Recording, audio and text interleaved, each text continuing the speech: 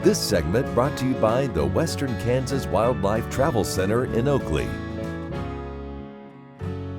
I don't know what you all did on Thanksgiving. I know a lot of people watch football and just get together and play games with the family, but my fondest memories of Thanksgiving Day were getting out after the dinner was had, and in the South that meant lunchtime.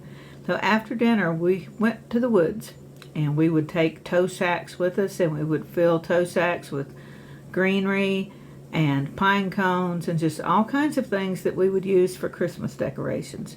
And those are some of my fondest memories. And I know that a lot of you will be out searching for the perfect Christmas tree. So I thought that we would, again, talk about getting outdoors, and we'd go look for Christmas trees tomorrow. How about that? Folks used to decorate for Christmas or other holidays with things at hand, whatever the land had to offer. Depending on where you were, you might have had greenery, or you might have had grapevines. You might have had a symmetrical spruce, or you might have had a tree-shaped arrangement of antlers, scraps of ribbon, threaded popcorn, cinnamon sticks, and dried apples. Decorations were homemade and simple. When I was a child in the Blue Ridge Mountains, we piled into Granny's kitchen for the traditional Southern Thanksgiving dinner: turkey, cornbread dressing, sweet potato pie. Sometimes the men went hunting, and the women and children went on a different hunting spree, hunting for the materials from which we would make Christmas. Granny was the most creative person I ever met. Daddy said she could paint a room with an empty bucket. She took the simplest of elements and made something beautiful. We headed for the damp woods and gathered pine cones, running cedar, laurel leaves, just whatever struck our fancy, and Granny showed us how to turn them into something special. When I struck out on my own and made Christmas, I carried some of her creativity with me. One year I took bare tree limbs, spray painted them white, and added red satin balls and clear white lights. It was revolutionary and so simple.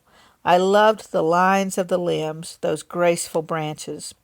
The point is, we made Christmas and found Christmas in the making of it.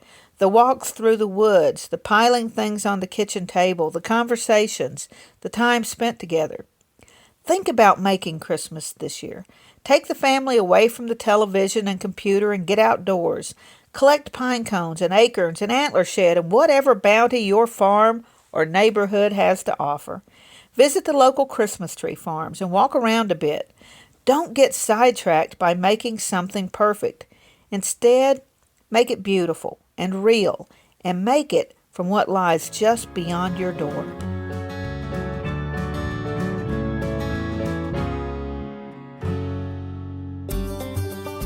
Welcome to the Western Kansas Wildlife Travel Center, right here in my hometown of Oakley, Kansas. We're the front door of Western Kansas, located on 3 main highways, I-70, US 83, and US 40. And all those roads lead to history, beautiful scenery, and adventure, no matter which direction you go. We now have an IHOP. That brand that you've trusted up and down the road in all your travels is staffed with local folks, real people just like you and me, and we're waiting on you to join us. So for fun, adventure, fuel up, fuel your body, and let's have some fun.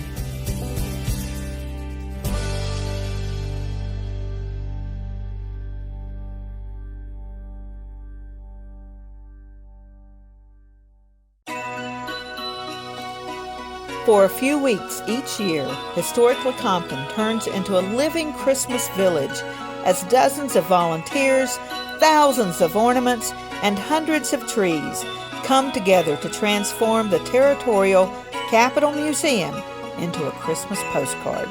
The spirit of Christmas engulfs the town and all who visit. Merry Christmas from historic Lecompton. Okay, looks like it's time for our tour. Welcome to the Fort Wallace Museum. Here at the museum, you're going to find some really interesting stuff, like our replica stagecoach from the Butterfield Overland Dispatch. We've got facades from the fort buildings. We've got an 1870s flag. There's a plesiosaur that was discovered locally. We've got the Ray pump organ collection. We're a little bitty place with a great big story, and we'd love to have you.